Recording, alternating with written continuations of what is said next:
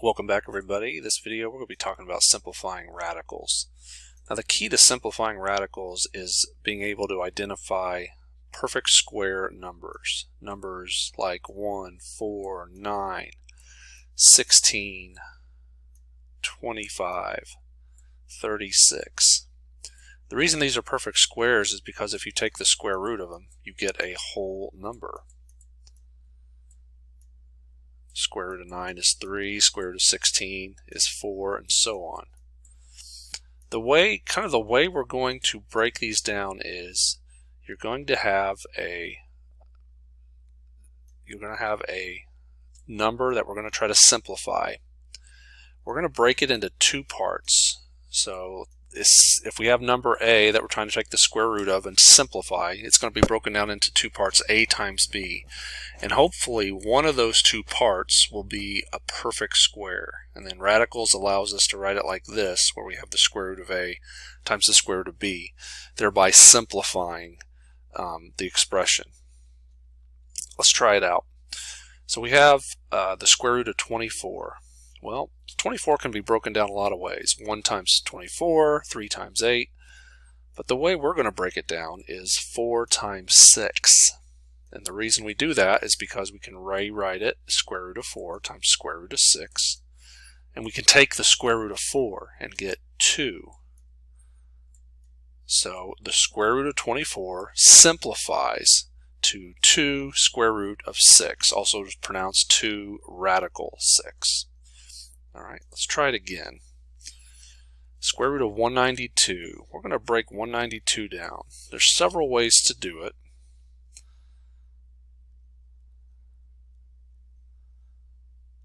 Uh, 192 breaks down 64 times 3, though. We just 64 times 3. Now, if you're not sure, like, well, how do you know to do that? It may take a while. But just go through that list of perfect square numbers. You can Google a list of perfect square numbers. It'll come up. And one at a time, divide those numbers into it until you find one that works. Here, 192 can break down into 64 times 3. So I'm going to take the square root of 64 times the square root of 3. Square root of 64 is 8. But then I leave the square root of 3 alone, also known as radical 3. Alright, and then along with simplifying radicals is this idea of rationalizing the denominator. Now, let me say this statement.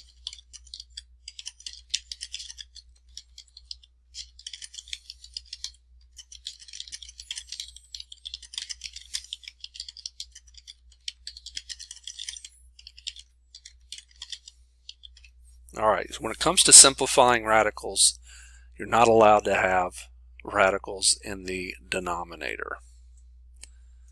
Alright, mathematically it's not illegal, it's more just like, it's almost like a etiquette thing. But it does make math expressions with radicals a bit simpler. Okay, and before we go on, we first have to understand the concept of let's say I have a fraction, 1/3, and let's say I were to multiply that fraction by the number 1. Well, multiplying by the number 1 won't change the value, will it? It'll still be the value 1/3. Something else I want to point out is how you can arrive at 1. You can arrive at 1 lots of ways by taking any number over itself, 2 over 2, 10 over 10, and think of radicals. How about square root of 7 over square root of 7? Now just point this out about the number 1 because that's key to understanding how to rationalize the denominator. So we have a problem like this, square root of 3/10. That can be rewritten as the square root of 3 over the square root of 10. And then what we just said on the earlier slide, we're not allowed to have radicals in the denominator. So what I'm going to do is multiply this by the number 1. But I'm not really going to multiply by 1. Watch what I multiply by. Here's the square root of 3 over square root of 10. I'm going to multiply by the square root of 10 over the square root of 10.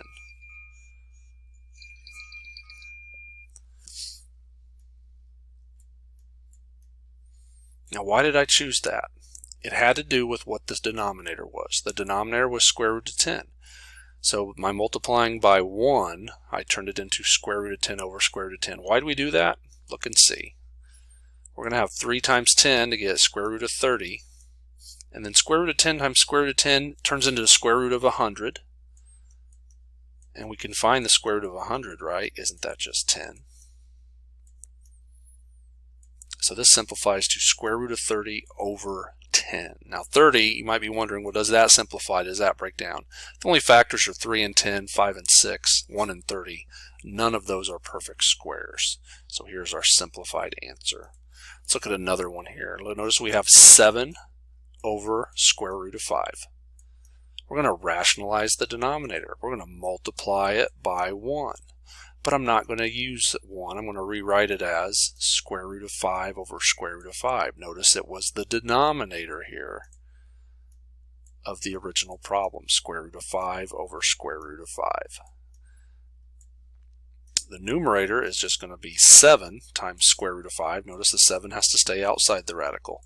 And inside we're going to end up with 5. The reason this happens, square root of 5 times square root of 5, square root of 25, which we know to be 5.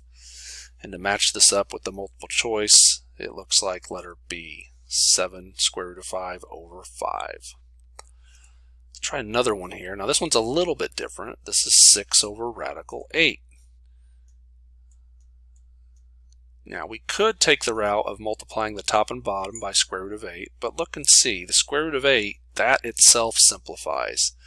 I can write that as 4 times 2. We have a perfect square factor, don't we? The numerator is still 6. We can rewrite it as square root of 4 times square root of 2. Square root of 4 we know to be 2.